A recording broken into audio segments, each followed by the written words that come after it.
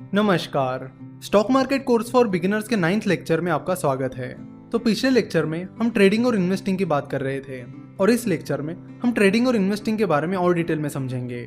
बहुत सारे लोग जिन्हें स्टॉक मार्केट कैसे चलता है ये पता नहीं होता, वो स्टॉक मार्केट को एक क्विक मनी गेम समझते हैं। यानी वो सोचते हैं कि स्टॉक मार्केट एक सट्टा बाजार है जहाँ पर हम गैम्बलिंग कर सकते हैं और फिर फटाफट पैसा कमाने के चक्कर में वो अपना सारा पैसा स्टॉक मार्केट में गवा देते हैं और फिर सबको बताते चलते हैं कि स्टॉक मार्केट एक सट्टा बाजार है। ये वो लोग होते हैं जिन्हें स्टॉक मार्केट कैसे काम करता है ये पता ही नहीं होता।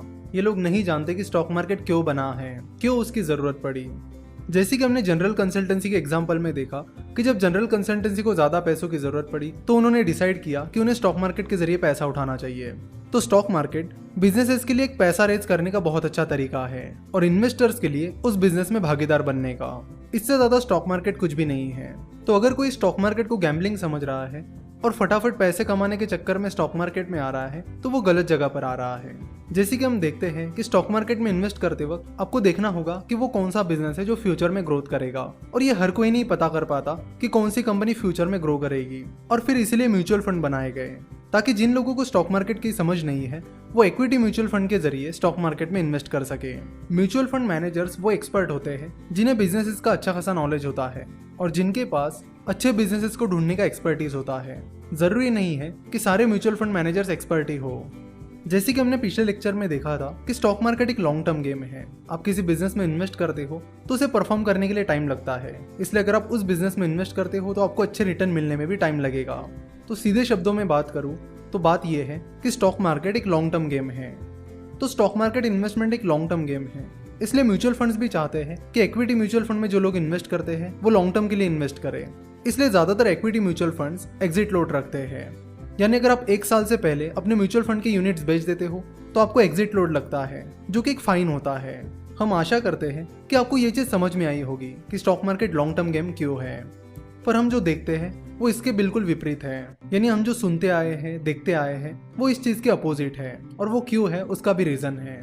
जब भी हम कोई बिजनेस न्यूज चैनल देखते हैं या किसी ब्रोकरेज फर्म को कांटेक्ट करते हैं या उनका ब्लॉग पढ़ते हैं तो वो ट्रेडिंग के बारे में बात करते हैं। यानी आज खरीदो आज बेचो, या आज खरीदो या 2-4 दिन बाद बेचो। अब एक दिन में या 2-4 दिन में कोई बिजनेस तो नहीं बदलने वाला और ना ही उसकी इंट्रिंसिक वैल्यू। तो ये ट्रेडिंग के बारे में क्यों बोला जाता है? तो आपको बता दूं कि ये जो ट्रेडिंग होती है वो कुछ नहीं बल्कि एक स्पेकुलेशन होता है। यानी लोग बस टेक्निकल एनालिसिस और बाकी कुछ टूल्स का इस्तेमाल करके अंदाज लगाते हैं कि ऐसा होना चाहिए, शेयर प्राइस ऐसी होनी चाहिए। ध्यान रखना, ट्रेडिंग वो लोग करते हैं जिन्हें स्टॉक मार्केट की अच्छी खासी समझ नहीं होती। वो बिजनेस और इन्वेस्टमेंट के उस रिलेशन को नहीं समझ पाते। जिस कंपनी का वो शेयर है उसके बिजनेस मॉडल को वो नहीं समझ पाते।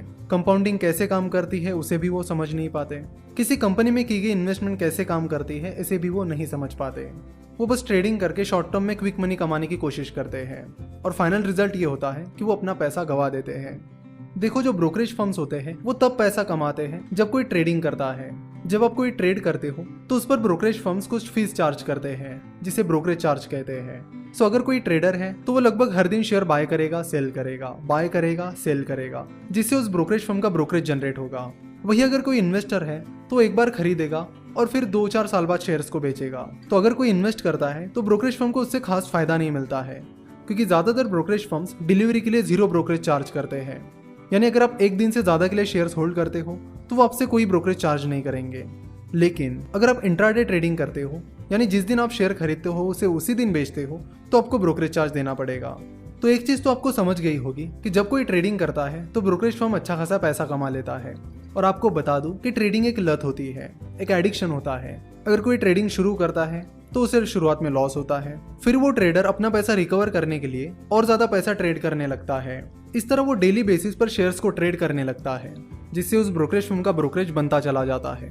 वही अगर कोई इन्वेस्ट करता है तो उससे ब्रोकरेज फर्म को ज्यादा फायदा नहीं होता है।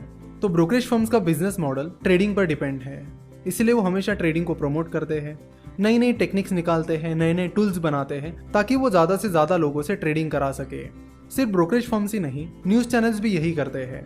आप अगर कोई बिजनेस न्यूज चैनल देखोगे तो उस पर बहुत सारे एक्सपर्ट दिन में आते रहते हैं जो आपको ट्रेडिंग की स्ट्रेटेजीज, कौन सा शेयर बाय करना या सेल करना इसके बारे में बताते रहते हैं। उनका पूरा टीआरपी इन्हीं चीजों पर डिपेंड करता है। आप देखोगे कि बिजनेस न्यूज चैनल पर ये जो लोग होते हैं जो आपको ट्रेडिंग एडवाइस देते हैं वो या तो किसी ब्रोकरेज फर्म में काम कर रहे होते हैं या फिर उस न्यूज चैनल के एंकर होते हैं। तो अगर उन्हें इतनी ही ट्रेडिंग की एक्सपर्टीज होती तो वो खुद ही ट्रेडिंग ना करते, खुद ही फटाफट ना पैसा कमाते। तो ये कुछ चीज़ें हैं जो आपको समझने की ज़रूरत है, और हम चाहते हैं कि स्टॉक मार्केट में एंटर करने से पहले आपको इन सारी चीज़ों के बारे में पता चले, क्योंकि ज़्यादातर बिगिनर्स को स्टॉक मार्केट में इसलिए लॉस होता है क्योंकि वो इन सारी चीज़ों को कभी समझ ही नहीं पाते। इसलिए हम चाहते थे कि आपको इन सारी चीज़ों के बारे में अलर्ट किया जाए। आशा करता हूँ कि आपको ये लेक्चर पसंद आया होगा।